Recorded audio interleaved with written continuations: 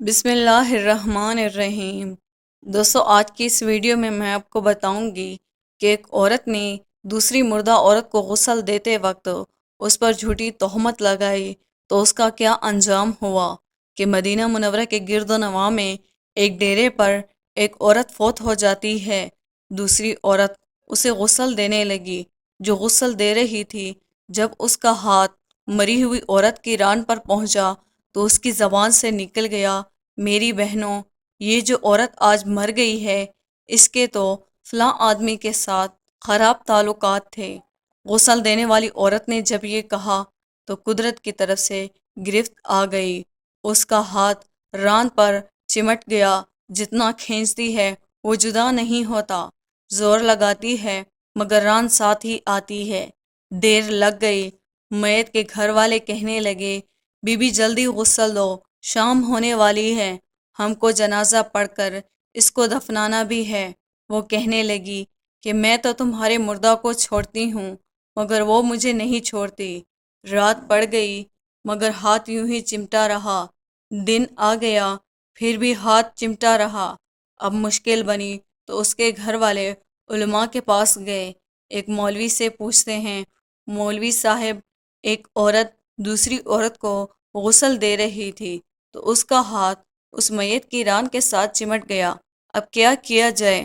وہ فتوی دیتا ہے، چھری کے ساتھ اس کا ہاتھ کاٹ دو۔ غسل دینے والی عورت کے گھر والے کہنے لگے، ہم تو اپنی عورت کو معذور کروانا نہیں چاہتے، ہم اس کا ہاتھ نہیں کاٹنے دیں گے۔ انہوں نے کہا، فلاں مولوی کے پاس چلیں۔ اس سے پوچھا تو کہنے لگا، چھری لے کر مری ہوئی عورت کا گوشت کاٹ دیا جائے، مگر اس کے گھر والوں نے کہا، ہم اپنے مردہ کو خراب کرنا نہیں چاہتے۔ 3 دن 3 رات اسی طرح گزر گئی۔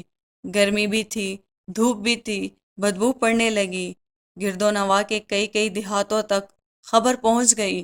انہوں نے سوچا کہ یہاں مسئلہ کوئی حل نہیں کر سکتا، چلو مدینہ منورہ میں، وہاں حضرت امام مالک رحمۃ اللہ علیہ اس وقت قاضی القضاۃ کی حیثیت میں تھے، اور حضرت امام مالک رحمۃ اللہ علیہ کی خدمت میں حاضر ہو کر کہنے لگے، حضرات، ایک عورت مری پڑی تھی، دوسری اسے غسل دے رہی تھی، اس کا ہاتھ اس کی ران کے ساتھ چمٹ گیا، چھوٹتا ہی نہیں، 3 دن ہو گئے ہیں، کیا فتوی ہے؟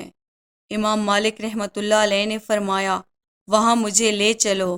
وہاں پہنچے اور چادر کی آڑ میں پردے کے اندر کھڑے ہو کر غسل دینے والی عورت سے پوچھا، بی بی، جب تیرا ہاتھ چمٹا تھا تو نے زبان سے کوئی بات تو نہیں کہی تھی؟ وہ کہنے لگی، میں نے اتنا کہا تھا کہ جو عورت مری ہے اس کا فلاں مرد کے ساتھ ناجائز تعلقات تھے۔ امام مالک رحمۃ اللہ علیہ نے پوچھا، بی بی، تو نے جو تہمت لگائی ہے، کیا اس کے 4 چشمدید گواہ تیرے پاس ہیں؟ کہنے لگی، نہیں۔ پھر فرمایا، کیا اس عورت نے خود تیرے سامنے اپنے بارے میں اقرار جرم کیا تھا؟ کہنے لگی، نہیں۔ فرمایا، پھر تو نے کیوں تہمت لگائی؟ اس نے کہا، میں نے اس لیے کہہ دیا تھا کہ وہ گھڑا اٹھا کر اس کے دروازے سے گزر رہی تھی۔ یہ سن کر امام مالک رحمۃ اللہ علیہ نے وہیں کھڑے ہو کر پورے قرآن میں نظر دوڑائی، پھر فرمانے لگے، قرآن پاک میں آتا ہے، جو عورت پر ناجائز تہمتیں لگاتے ہیں پھر ان کے پاس 4 گواہ نہیں ہوتے، ان کی سزا ہے کہ ان کو 80 کوڑے مارے جائیں۔ تو نے ایک مردہ عورت پر تہمت لگائی، تیرے پاس کوئی گواہ نہیں تھا، میں وقت کا قاضی القضاۃ حکم کرتا ہوں، جلادوں، اسے مارنا شروع کر دو۔ جلادوں نے اسے مارنا شروع کر دیا اور وہ کوڑے مارے جا رہے ہیں۔ 70 کوڑے مارے مگر ہاتھ یوں ہی چمٹا رہا، 75 کوڑے مارے مگر ہاتھ بھی یوں ہی چمٹا رہا، 79 کوڑے مارے تو ہاتھ پھر بھی نہ چھوٹا۔ جب 80 کوڑا لگا تو اس کا ہاتھ خود بخود چھوٹ کر جدا ہو گیا۔